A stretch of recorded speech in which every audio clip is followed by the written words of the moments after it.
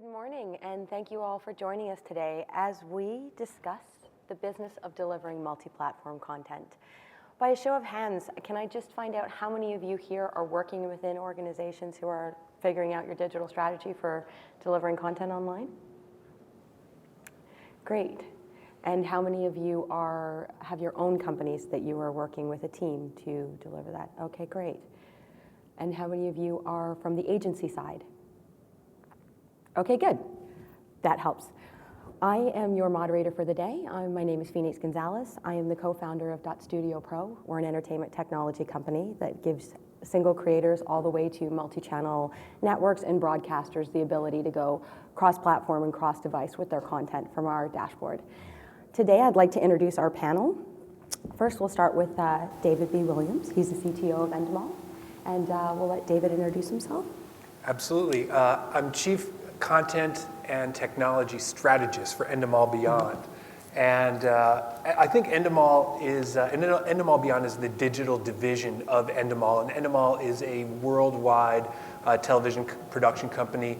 By most measures, the largest independent TV production company in the world, and now just recently merged with Shine and Core from 20th Century Fox. So a pretty sprawling organization you probably know for Big Brother and Wipeout and Hell on Wheels and Fear Factor, and just an immense catalog of shows that are typically developed in one territory and then replicated in many others. And I think Endemol is really interesting because it represents a company on the cusp of this digital change. I've been doing this for 20 years. I like to say that if digital was a Star Wars movie, we haven't blown up the first Death Star yet. But I think for the first time, we're kind of seeing the signs that the winds might really be shifting direction. And Endemol is making significant investments in that landscape, in that shift. And some of those areas are key is premium content production, producing, sort of taking our premium content assets and capabilities and moving them into the digital world to produce programming with top talent for digital networks and platforms. Digital services that elevate the reach and impact of the television properties and the catalog in general across the company. And building a portfolio of digital-first vertical networks, which is really the first opportunity that companies had to have direct contact with consumers and with advertisers. And we're teaming up with marquee talent from the digital world as well as the traditional world, and developing new brands that we can then take to market first in digital and then exploit across all consumer touch points, from the premium syndicators, Netflix, to television, where we have our core strengths, as well as offline through live events and products of all kinds. Thank you.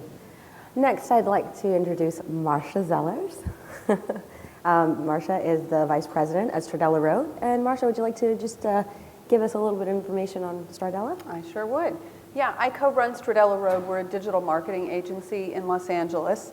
And we create, strategize, and build all things digital, video, and all other digital extensions. In social, we do mobile apps, we do Tumblr sites, websites, all the things that we have at our disposal, and some original video production. And we also do digital marketing strategy. In fact, it's nice to hear Endemol being so innovative. Those are the kinds of companies we love to work with. We work with we kind of specialize in entertainment, but we also, certainly work with other clients as well. We have LifeLock as a client.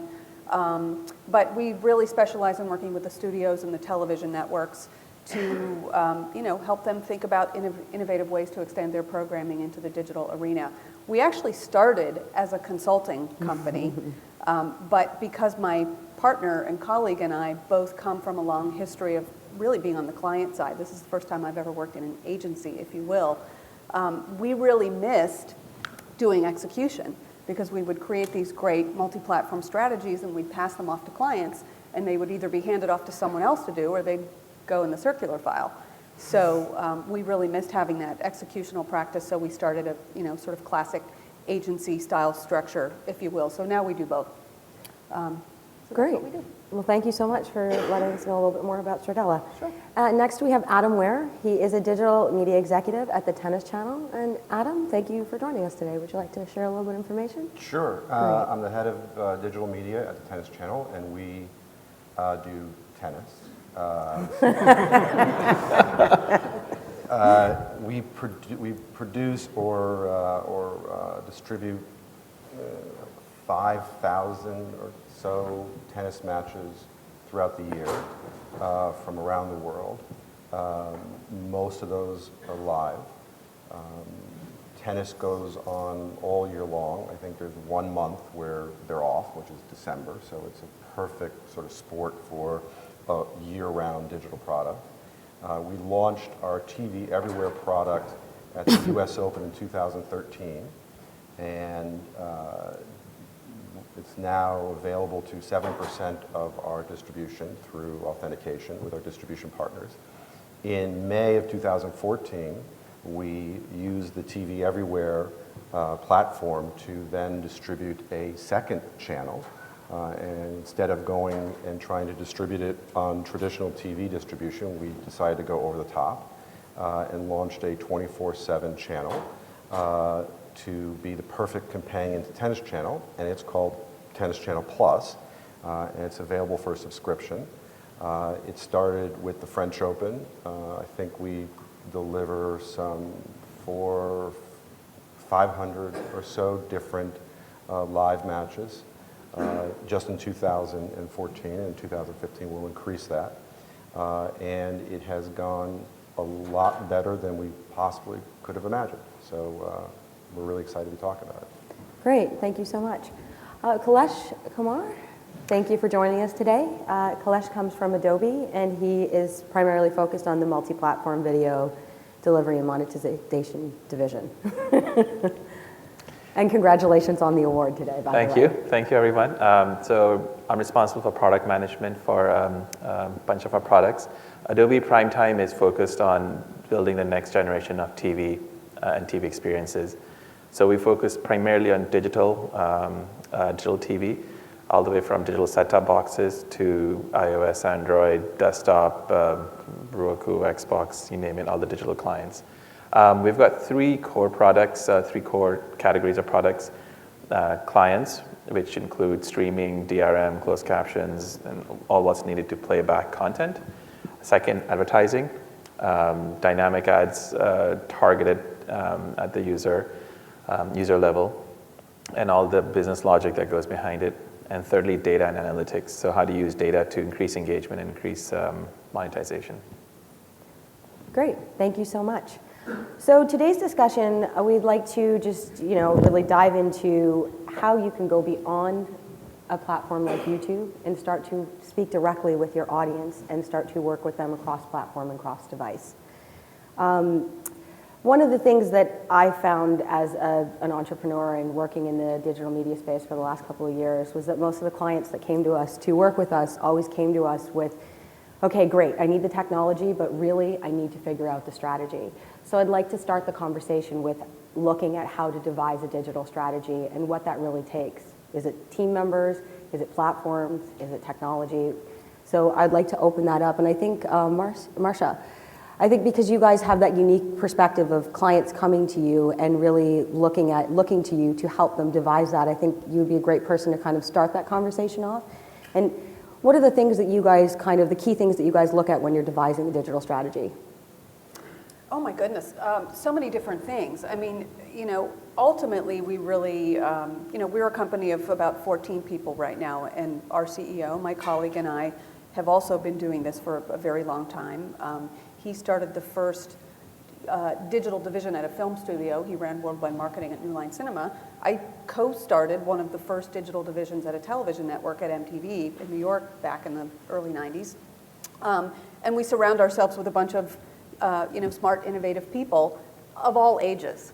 So we really construct a team who has both wisdom and experience, as well as the desire to really, be on top of every new evolution that's happening in digital strategy and in digital platforms. So we look to our team, we look to our experience, we believe a lot in gut instinct.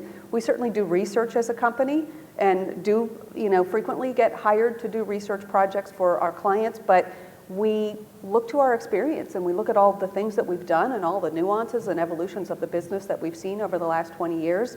So it's, it really starts with a gut feel.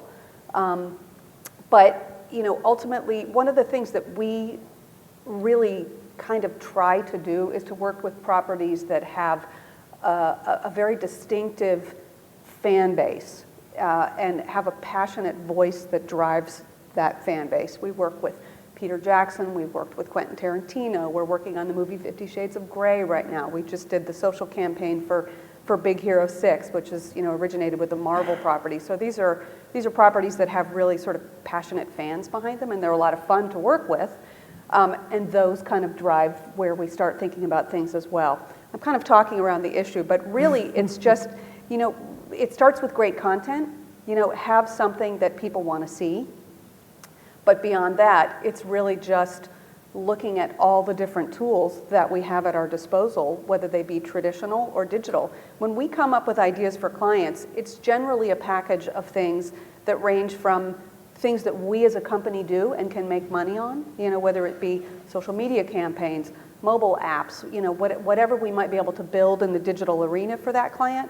But we're also constantly coming up with ideas that just occur to us that we just throw at them. They're not things we're going to be able to do. They're real world activations, they're PR stunts, they're blogger programs, all kinds of different things. So I'm not really giving you a specific answer, I but appreciate that, and I actually was going to... Let me jump in. I love that you're talking about fan communities because I so often talk about it as a foundation of any strategy in terms of having an audience story, understanding what your market story is and who you're reaching. But I'd like to take a step back and say that when I look at it, one of the first things I want to get crystal clear about is kind of the why question. What are our objectives? What's the overriding goal? Sometimes the goal is revenue. Sometimes the goal is sort of driving, subscriptions of some kind, just a connection. Sometimes the goal is brand building. And so I think if you're crystal clear about your goal to start, that's going to kind of drive the rest of the strategy. I personally think that brand building is the big opportunity before us. I kind of think about the early days of cable and the creation of brands like ESPN, which is now, by some measure, the most valuable media brand in the world. Didn't see a profitable year until I think its 6th year in existence. But that era also gave us CNN and MTV and these great brands that a lot of them, to some degree, have lost a little bit of their sort of halo because in my opinion, they were really beholden to one kind of economic model. One of the beauties of the digital landscape is deprivation sort of forces us to be diversified, and I think that's going to set us up to create brands that are actually going to be meaningful and resonate even beyond kind of what cable did in those early 80s, and that it does all start with this audience story. Sometimes I say the key to it is you got to find a community and make them love you more every day. And that's kind of what it's all about, sort of fulfilling a singular promise. We start with talent, since talent and personality is such a strong magnet in the digital space, right? I mean, social media is all about personality, and when we look at YouTube, we see what's really happening is audiences generally pooling around these big personalities like PewDiePie, Smosh, or who we work with, Michelle Phan, who's a big partner of ours. So we look at someone like Michelle, and I don't know if you guys know Michelle Phan, but she's probably the best known beauty guru on YouTube. She does something she has over 1 billion views. She was part of a massive cross-media marketing campaign that they conducted earlier in the year with billboards in Times Square and primetime network television advertising and such. And so we look at her, and she's anchored in the beauty space, but her audience really looks to her as an idol in a lot of ways, as someone to aspire to. And so she's really becoming a tastemaker, and she's diversified. She's got a subscription e-commerce business, kind of like Birchbox, if you know that, where the recipients, and she has over 700,000 subscribers who pay $10 a month, and those recipients receive a sample bag every month. So it's a really smart business, a sample bag of products for them to try out. And she just published a book and is on a world tour. So she's really becoming kind of a tastemaker for the next generation. And we look at her and we say, okay, so how can we create sort of almost a surrogate brand that we can have long-term equity in that extends that sensibility that her audience loves so much? And then because of the nature of this partnership, she's heavily invested and has great stake in seeing a success of that brand. And what's beautiful about it for her is that she doesn't have to push the rock up the hill all by herself all the time. That's one of the the difficulties of being one of these social or digital influencers today, is so much is on your shoulders. But if you can successfully transfer that to a new brand that your audiences have allegiance to, then you as the brand can reach those audiences without spending additional dollars, and the artist or talent can go on and do other things and not worry that the audience is just going to kind of dissipate without her. So that's a really key part of our strategy, and we think that that's a way to kind of build the next generation of these long-lasting brands. And in fact, you probably know Vice, I think, is a great example. They just took a VC investment that valued them at $2 billion, and I think it's an example of this new generation of brands. Great. Can I just? Yeah, I actually was going to ask you, Sure. because you have a unique perspective working with a specific property Yeah. network.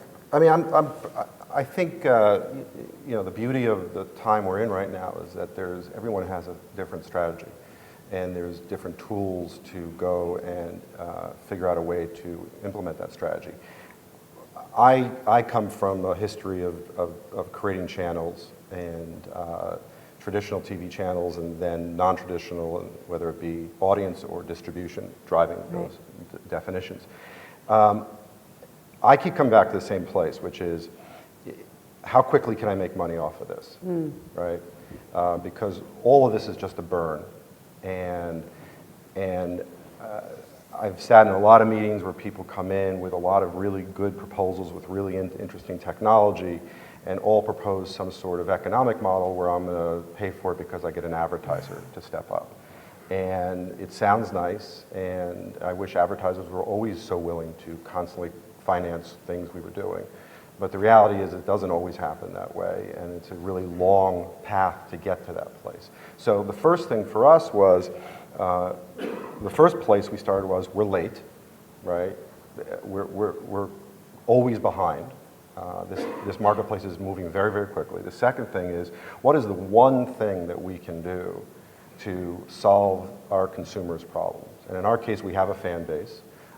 We had a channel, so we had some really interesting way of marketing. We had some great programming relationships, which gave us a unique moment to be able to distribute that product across multiple platforms. And we started with the basis of, what is it that we know they're consuming? What is it that we know will drive revenue and drive it quickly? Knowing a lot about the audience is really important, but what's even more important is knowing that they'll enter a credit card and pay you. So analytics are really great, but too much analytics is not useful at this stage of the game. So for us, we focus very clearly on how much is it going to cost for us to deliver high quality video that is subscription supported. How can we make that user experience as easy as possible and as reliable as possible, so that they would come, they would get something, and then they would do that. We're not as interested in creating or leveraging celebrity, as an example. That's a good content creation and development path. In our case, we already had the content, and our content was made, and it already featured celebrities of all different levels. So we were in a little different place than Endemol's in. And that's where our focus was. And the second thing we did is we broke it out as a separate business. So when you actually look at the Tennis Channel financials, it's not all rolled up into one bottom line EBITDA. We made a very distinct choice that we wanted to look at this business, the digital business, as a standalone business and not something that needs to be financed or subsidized by the core business. And so once we put those very clear restrictions in place, we then were able to, and this goes to the point earlier that about being focused, we then started. right? And I think the key for us was to making sure that we didn't overhype it, right? I think one of the issues, I think the WWE business is a terrific example of success, but I've also worked with the WWE in past jobs, and I think they're brilliant at delivering an opening, right? And I mean, I worked on the XFL, which, for anybody who remembers, was hugely hyped and lasted 1 year. And so I think part of what the WWE is going through right now is a tremendous amount of hype around how huge this thing was going to be. Right. Some insane amount of dollars they put against the business, because I can't quite see how they're spending $40 million of programming against that business, so I think it has more to do with how they got to that place. Right. But yet they've sold 700,000 subscriptions at $10 a piece. And that was based on the fact that they had a really strong brand identity. They had as brand distributor. identity, they had a loyal audience that would absolutely move when you moved the programming. They would find it, they would put their credit card in, and so here, day before launch, they were in the business of creating TV shows for other networks, and they were in the business of doing pay-per-view events once a month. Day after, they were in the business of selling a TV channel to 700,000 subscribers at $10 a month, still in the pay-per-view business, still creating TV shows for other networks, and doing it on a worldwide basis. Right. That's a pretty good model. Yeah, and I mean, that speaks back to being able to target and find your audience in all the different places that they already are consuming content. I would like to open it up. Per question that I asked the panel, I'd like to give some of you the opportunity to ask, and also I'll give 2 questions per round. So if anybody has any specific questions they'd like to ask in regards to this whole idea of building a strategy for your content to be delivered online, please go ahead and ask now. In the back there? What was MTV doing in the early 90s, Marsha? You'd be surprised. I'll give you a short answer, not to distract the panel, but a lot. We were one of the first entertainment partners with AOL before there was even a web browser. So we were on America Online and CompuServe in the early 90s. And then I think it was January 95 that the Navigator browser came out, and we transitioned to internet, but we were doing tons. And back then MTV was very powerful. We were kind of the only game in town as far as entertainment on the web went. It was a fun place to be. Thank you. Any other questions? Okay, great. We'll move forward. So I actually would like to direct this at you, Kailesh. In terms of, because Adobe has so many products in its suite, and after talking with you last week, I really love the fact that, when we got to the conversation about overcoming technology so that you can get back to business, your answer to me was that you guys really look to collaborate, and it's not just about offering your technology. So I'd love for you to kind of speak to, because you work in the multi-platform delivery, division, I'd love for you to speak to the overcoming the technology, because you work with clients on that, on a regular basis. Yeah, sure. So you definitely want to echo some of the comments we just heard about the strategy. There are different strategies, different objectives, and if you don't start with those, you end up with engineers running amok or product managers running amok. And it's very, very easy to do that because there's all these devices, formats, and there's challenges to overcome on all those. So if you're not setting up the objectives and goals beforehand, you end up in a bad situation. Secondly, things are evolving very quickly. New formats, new devices, there's a lot of complexity that keeps coming in. So you almost do need to collaborate very tightly together. And some things may make sense today, they may not make sense tomorrow. Some things that will make sense tomorrow do not make sense today. So our goal is to really start partnering and be the partner and provide that the technology that solves those solutions. The problems. For example, with Comcast, we work very closely on their next generation of set-top boxes. This is a multi-year initiative. This is more than 4 years running, and they're starting to launch those boxes in the market now. So the X1 platform and the whole generation of X platform is running prime time, but we've been working with them for over 3 years already.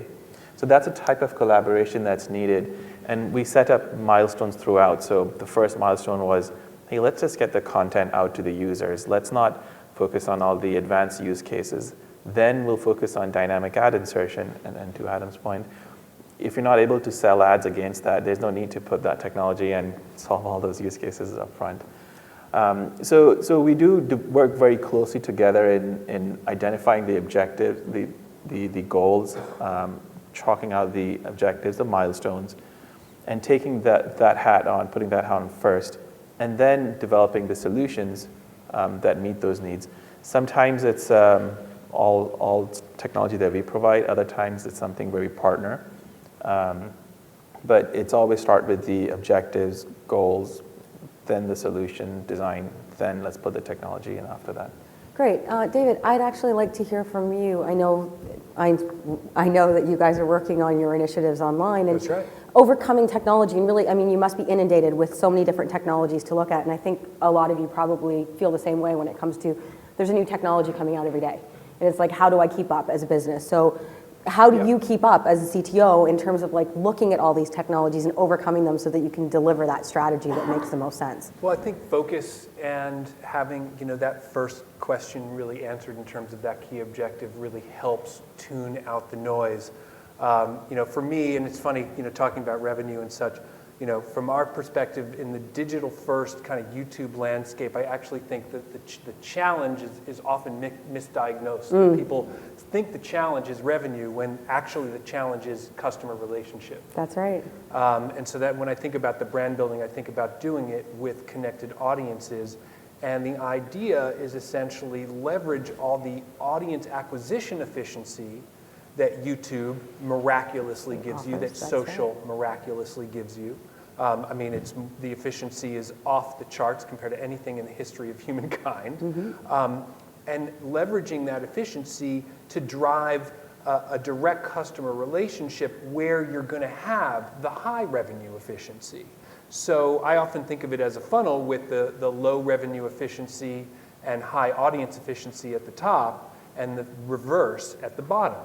And so, when I'm looking at technology, it's kind of how do I activate this funnel and what do I do, especially at the bottom of the funnel, that's going to really help me build those strong connections. If I can get credit cards from my customers, I will gladly, I will take them at every opportunity, but I'm not going to do that on YouTube or Facebook. Right. So my strategy is really about driving people down that funnel, and at the bottom of the funnel, in my opinion, is mobile apps and the mobile app ecosystem. There's a game called Kim K Hollywood, Kim Kardashian's little adventure mobile game. It is projected to gross $200 million this year. It doesn't have one paid subscriber, and it doesn't have one advertisement in it. It's all happening through microtransactions. So you can't do that until you've got customer loyalty, enthusiasm for your brand that lets you drive it into this install relationship through a mobile app or through a connected television app. And then that opens the world of opportunities. Now I can do paid subscriptions. Now I can do pay-per-view. Now I can do all these kind of little gamified upsells that the mobile ecosystem allows for. And so when I'm looking at technology, since I'm very focused on what my goals are, it helps me tune out a lot of the noise. But it's always hard not to kind of look around and see all the cool stuff that people are doing. Right. Marcia. Just to add to that too, that that's something that even we are thinking a lot about for our clients as well. Because the digital landscape does change so fast. It used to be a couple of years ago you could even run a basic organic social campaign and accumulate a good-sized audience and call it a success. Along about a year or two down the road, it's not as successful anymore. We all know about the changes Facebook made in their algorithm, and for various reasons, now you really have to amplify things with paid media. But even when you do that, all of the data about your customer is locked up behind the walls at Facebook or YouTube or wherever else. So we've been looking at the landscape of tools out there and are using a couple of things to integrate data acquisition into the client campaigns that we run and try to find ways to, leverage consumer loyalty to get the people that are driven to our campaigns from Facebook, from YouTube, from Twitter, from Tumblr, wherever they're coming from, to take an action, whether it be, sign up for a recommendation engine or sign up for sweepstakes or whatever it might be, to give us something. Maybe it's an email. Usually we start with an email, so that we can begin to build that database for our clients, so that they then can move to the stage of driving revenue with their audience. You hear a lot about big data, and there's I'm so tired of hearing that, and there's so many things that means and ways that you can get overwhelmed by that, by the notion of it. But at its most basic level, I think it's for any content creator, content distributor, for anybody in the content or entertainment business, your ultimate goal right now should really be trying to get yourself in a situation where you can acquire your customer. Great. So I actually, Adam, based on the conversation you and I had last week, you had a unique perspective on the idea of overcoming technology, where you guys found a service provider that really fit the solution and was able to customize for you, which is a little different than looking at a bunch of different technologies and how you can acquire customer data from those different applications. Yeah, and I think it all starts with, where do you sit in the content creation food chain? Right. Right. So if you are a big giant company that has multiple networks or multiple studios, and you create a lot of content, you are probably best situated to be able to talk to each best-in-class vendor. Okay. Right. And hopefully they're all as collaborative, right, as you are. So whereas you literally will sit down and everyone will want to work together, and you really are the entity pulling it all together, right? And there's a finite group of those companies. Right. And those companies have,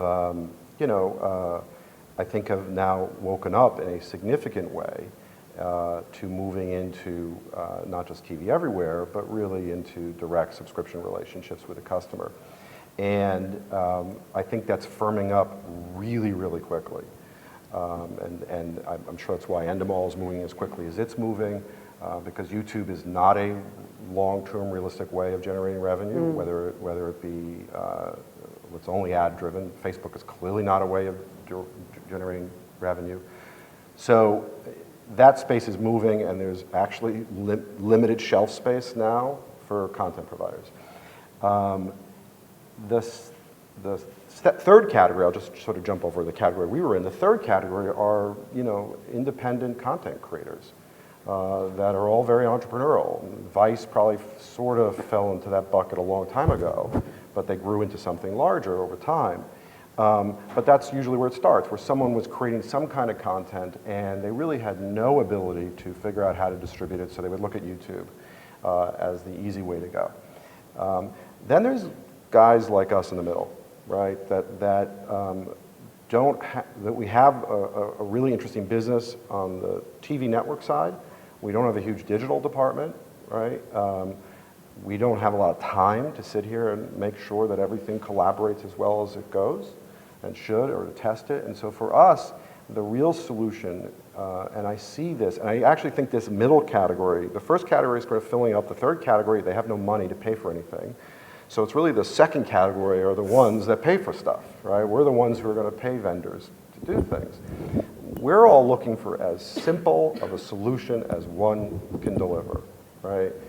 I want to know that when we launch, we're making one phone call to somebody when something goes wrong. Right. I don't want to make 6, 7, 3 phone calls and have a different problem, and everyone have their own agenda and issues, and someone just did a third raise of capital, and they're about to sell out to some company, and now I got a new company I got to deal with, and it's fraught with issues for a company like us, which I do think is the sweet spot of the business today.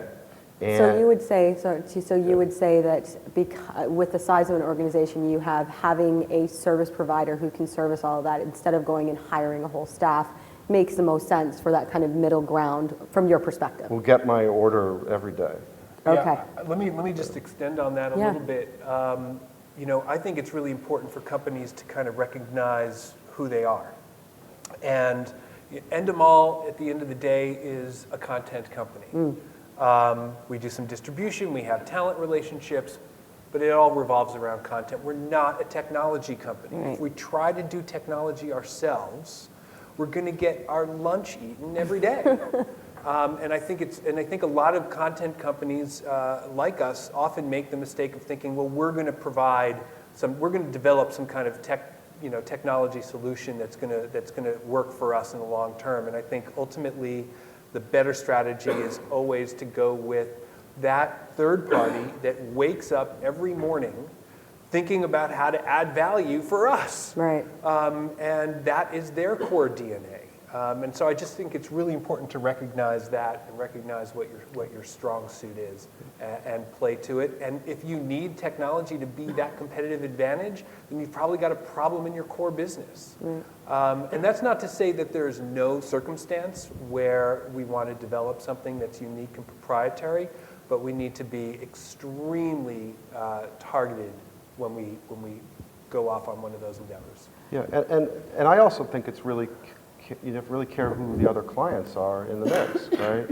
Because for us, I can't afford to be the biggest client, and B, I don't want to be the biggest client because I want someone else to be creating a lot of interesting stuff that maybe I could afford to use because it was... And that you can learn from. And I can learn from. First. I was just making this point to a lot of vendors that we were recently vending. I said, your technology is actually less important to me than strategic alignment. Where are you investing in your future? Are you investing in the needs that I'm going to be needing as we move forward? And who else is in the boat with me? Are their interests aligned with me as well? Right. That gives me security that you're going to wake up every day thinking about solving my problems. If you're diversified in some way or have a focus that's not quite aligned, then we may have problems down the road. Yeah, absolutely. Great. Absolutely. I'd like to open it up to all of you. If you have any questions, we'll take 2 questions right now. Does anybody have any questions in regards to overcoming the technology to get back to the business? No? Okay, we'll keep moving. Next, interesting, I think, having worked with clients over the last 5 years, it's always, you can give them all the technology, you can give them all, the strategy, but how do they roll it out? And I look at a great example again, I'll start with Adam because Adam I really love what Tennis Channel did and how you guys acquired, or transitioned your users in your content strategy. And it's been a year that you guys have been at it, or almost a year, and it's been 8 months. 8 months, and it's been successful. Yeah. Yeah, so I'd love for you to share that as a case study because I think it's an important one for people to hear. Which part of it? Which success? All right, well, in terms of what we talked about was your rollout strategy, and you started with a live event for you. So it always starts with something. Yeah, well, it started with me having hair. So 8 months later, it's not a bad look on you. Thanks. It's been very efficient use of my time now. We sort of were in a great place, right? Because we have a great category, live sports, right? So, check that off. The second thing is we have a great type of live sport because, tennis is so unique in the sense that the fan is upscale, generally speaking, so they can afford to do a lot of things. They also happen to play the sport, so they're even more engaged, right? They're more likely, the tennis fan is probably more likely to play tennis than the football fan is to play tackle football, right? And then the third thing for us is that the structure of professional tennis, it's almost like March Madness every week, right? And you're talking about multiple matches in the course of one day going on. Sometimes there's multiple tournaments going on the same week.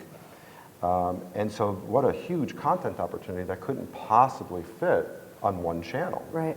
Just the parameters of a linear channel does not support the best viewing experience, right?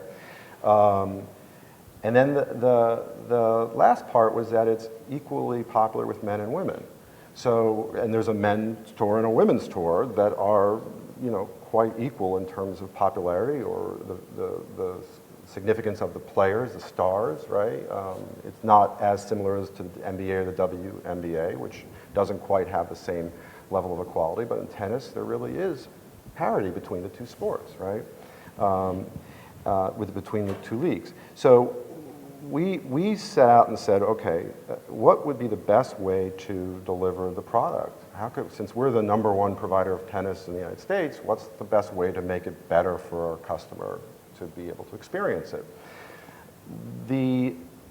And so what most companies would do is they say, hey, TV companies would say, hey, let's launch a second channel. Right. Right? And those are pretty hard to do nowadays, even if you have leverage, you know, and as a independent single channel, not a lot of leverage.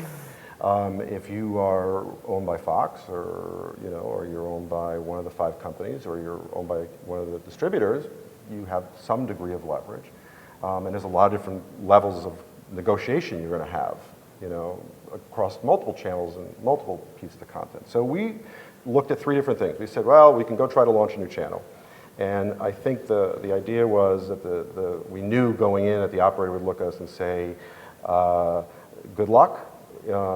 Maybe we'll carry you on some narrowly distributed sports tier, and we're not going to pay you, right? So that, you know, that crossed that off the list.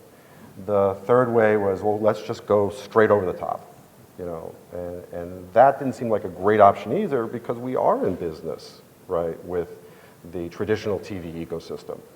So for us, the hybrid was, how do you, and then the last thing was, how do we really use TV everywhere, which is not a moneymaker by any stretch. You know, TV everywhere is similar to when you had to go from, you know, black and white to color or from standard def to HD, right? You just had to do it. There wasn't necessarily all this new revenue you were going to get from going from standard to HD. Promise of it, but didn't happen. So for us, it's like, you just got to do TV everywhere. You have to go and get out of the home. You have to deliver it to multiple devices. The app world, going down to the bottom of the funnel you were talking about, the app world to me is the perfect environment, right? It used to be that people watched shows, and that people still do, but it used to be people watch shows. Well, in the app world, people watch networks, right? Because there aren't a whole lot of apps for shows, and if there are, they don't last very long. You know, there's only a couple Simpsons out there where you can actually have a Simpsons app and put all those episodes there. Most TV shows go, except for the animal shows, which go forever, but most TV shows, you know, I think Survivor's like season 65. Last I checked, tennis is doing okay. Tennis is doing okay too. And so it was like, you absolutely have to have an app, right? Because this is where the fan is easy for them to come. People are creating their own bundles, if you will, on their devices. Right. You know, if you open my iPad up, you see me create all sort of bundles on a second screen where I keep all my video brands, right? And so we decided, let's go launch this thing. But the key for us was, 2 keys for us was we had to make sure TV Everywhere and the subscription business were next to each other. They had to exist in the same app. So we had to have 2 different transactions. We had to have an authentication transaction, which we use your company for, right? And which works really well. And that's a really complicated mess that I'm glad I don't have to spend a lot of time on figuring out how that works, that they do that. And then the second piece was be able to, you know, have credit card transactions and be able to let someone log in and be able to use it and make it as simple as possible. So that was the first goal for us. The second goal was we didn't want to have fights with the distribution partners, right? Because we have a channel, right? And that's where this is complementary. And so we made a decision very early on not to have a fight with them. We made it very early on to give them a piece of the profits. So all of our cable partners and satellite partners and telephone partners, they actually now get to launch a second channel, if you will, our second channel, but doesn't take up any of their shelf space. It's existing in an app and soon to be set-top boxes in some other places. They do no work for it, right? Other than being our partners. We take the risk, and in success, we send them a check, which in essence reduces the cost they're paying us for the first channel. And it was a really interesting model. Some people are in a great position to do that. ESPN is not, as an example. Right. Right? HBO is in a slightly different, though. What time will tell. Well, time will tell. So that to us was the experience, and I would have to say that 90% of the people inside the building didn't believe in it, and for really good reasons, and wanted to spend money on all sorts of other things for really good reasons. Thankfully, after really vigorous debate and power of persuasion and other things, we launched. And now everyone in the building, I think everyone in the building, is now really into this. And behind it. Really supportive of it. And now we're getting to the stage where we actually get to focus on things like maybe worrying about some analytics and maybe putting some really other interesting tools in there. Right, and that's going to go to the next question, but before we move forward, does anybody have any questions they'd like to answer? Please. Yeah, along those lines, can you talk a little bit about best practices for handling subscriptions for platforms? So post-platform subscriptions for, Yeah. okay. Handling them. Without losing a big chunk of the revenue.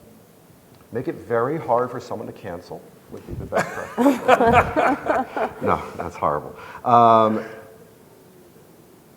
For us, we made a very critical decision, which was we wanted to make sure that you could buy it no matter where you showed up, right? So some people make decisions that they don't want to allow in-app purchases on iTunes because they don't want to pay the 30% to That's iTunes, right? 50% of our subscriptions are coming from in-app purchases, right? Wow. More than a third of our video plays are coming from iPads. So for us to make an economic decision that we don't want to pay Apple 30% because we'd rather pay 3% or 4% coming through desktop, that to me was then saying to the customer, we're going to force you to go over here to pay, even though you're over here already. So it's a hard decision to make. It's when you see the 30% rev share, it's sort of, makes it difficult to swallow. But the reality is that that's the store, that's the terms of their store, and if you want to actually get customers to buy your product while they're in that store, within that ecosystem, it's a really good investment to make. That said, if all of a sudden it went to 40% or 50% or 55%, or if all of a sudden these commissions kept creeping up, it wouldn't be a good business. And I think Apple recognizes this because on Apple TV, their commission structure is significantly less. So I think there's all sorts of ways of figuring this out, but that would be the first best practice. The second best practice is that to literally solve tech questions, right? The most common complaint we got was they thought they were buying Tennis Channel, so that was the first issue. But the second issue is they subscribed, they knew they got their credit card, but then they immediately felt they didn't get their money's worth. And we made a very clear decision that we wanted to make sure that response time to online chat was very short, right? And we worked with our one vendor to encourage them to make that happen. That was critical for us. So even if we didn't give a refund, at least we were dealing with it immediately, right? And then as people called us directly, we were literally guerrilla warfare. We didn't have a big customer service department. I was going to ask you that. How we literally trained the front desk and trained ourselves. I think I personally probably saved 7 or 8 subscriptions. Just so you rolled up your talking sleeves. Somebody off the ledge in Palm Springs about why they paid for this. And that to me was we literally focused on making sure every subscriber had an easy way to make the transaction, that it worked, that it turned on, and that we could give them immediate feedback if they were having problems. A quick comment and a question follow-up, if I can. Yes, you can. But only if you've subscribed. Oh, is that you see? That's the price. Can I get a trial? Sure. So one, when you're dealing with transactions this small, I mean, I'm so glad that you took that approach and that everybody now wants to claim credit for it in the company. That when you're dealing with transactions this small, when you look at the minimum credit card processing fees, they're going to be 10 to 20% of a transaction anyway. Isn't that right? So that incremental on the 30%, when you balance it with the frictionlessness of the transaction and the quantity of the transactions, it seems like a pretty good deal from a business perspective. Would you say that it's a pretty good business perspective for a company that is of their size versus larger companies? Yeah, indeed. Okay. I mean, I think there are very few companies in this space that can kind of fight those economics. I think it's different if your charges are higher, and that may be one of the reasons why Apple TV is set up with smaller commissions. Did you consider doing a trial? A free period? Yeah. We did, and we didn't do it, but we're actually thinking about it for going into we sort of look at French Open to French Open as our season, if you will. We sort of going back to the first point, we really looked at what Major League Baseball does, right? Because they were the first, they were visionary enough, 2002, to start streaming. I think it was a Yankee game that they streamed, right? So they made a decision in 2002 that they believed people were actually going to watch a 3-hour baseball game on a computer. And they took these outer market games and they put them behind this wall. And so they had, 12 years of pretty decent experience. And we looked at how they were taking transactions and how they were doing price points. What were they charging for a year, for a season? In their case, they sell a season, but then they have an off season. So what do they do there? If someone buys at the beginning of the season, what's that price? If someone buys, in August, what's that price? Then they started to figure out ways of getting these customers to come back and renew. We looked at hockey. We looked at NHL, who has a similar strategy. And so on. And then we looked at the New York Times as an example, who has a completely different strategy in terms of how they sell subscriptions. And then we looked at the WWE sort of right around the same time. And I think, and our price point is, we're probably at the higher end. I mean, baseball is probably $160 a year if you pay once. We're at $80, right, or $120 if you pay each month. And I think what we found was, unless you already have an existing subscription relationship with someone like Netflix did, right, where they were in the DVD business, right, and therefore they had all of those direct subscription relationships. Because Netflix today, you still can't buy it through Apple TV. Right. Right? And I think that's just because that's how they scaled up. They never sold it that way. But then when you look at Roku, and Roku has a pretty significant commission, and you look at Apple TV, you start to realize it's one thing to have a relationship out of the home on an app, right? But now they're coming back into the home, right? And that's what's really fascinating about me, and that's where I think people are going to start thinking differently about these commissions and what they're willing to pay, because when someone says, I have X distribution, TV network says, I'm in 60 million homes, right? And that means you're hooked up to HDMI input 1, right? But there's an Xbox hooked into HDMI 2, and there's a Roku or an Apple TV into HDMI 3. And that means I've got 50 million homes in that one input. This is before you even get to the second set or the third set in the home, which generally there is no cable box hooked up there, right?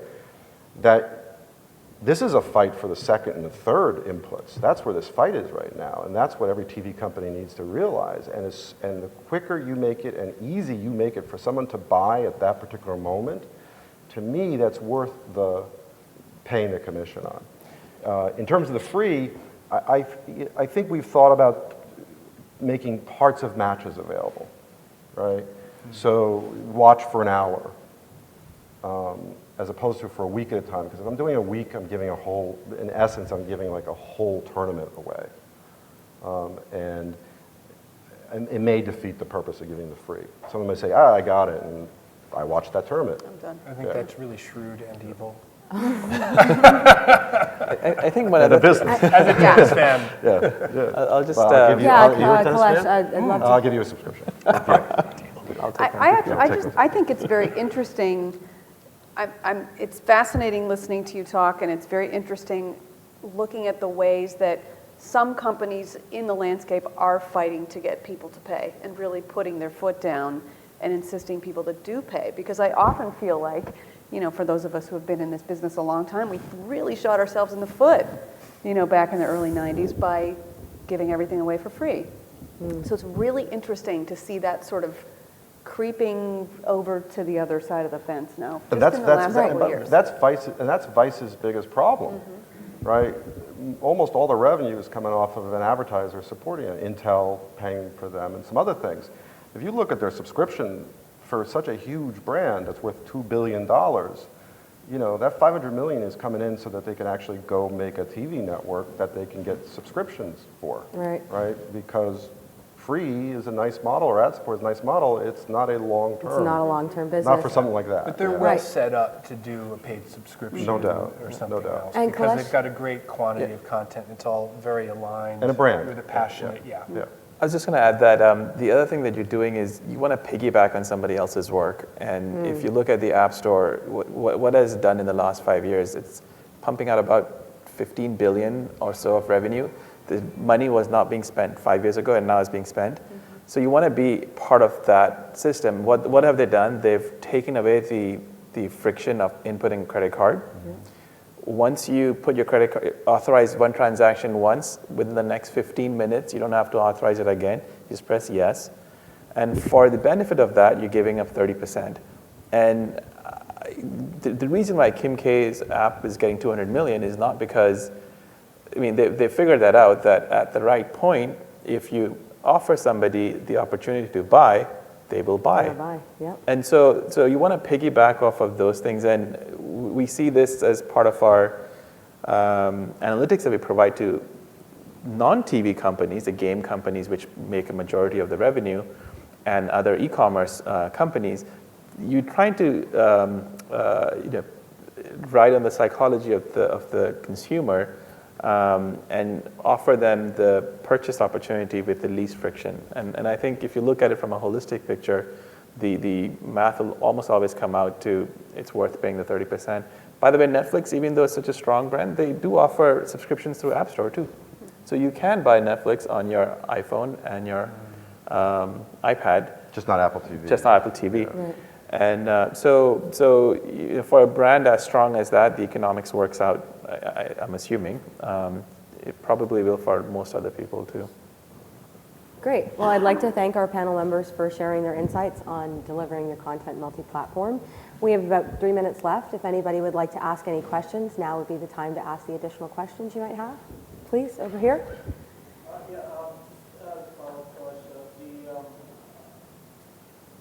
The management of the database of subscribers, of course, different platforms, Roku, smart TVs, apps, mobile, desktop. You guys talk a little bit about that? So how do you actually handle the management of all these different data points? The fragmented space of applications and...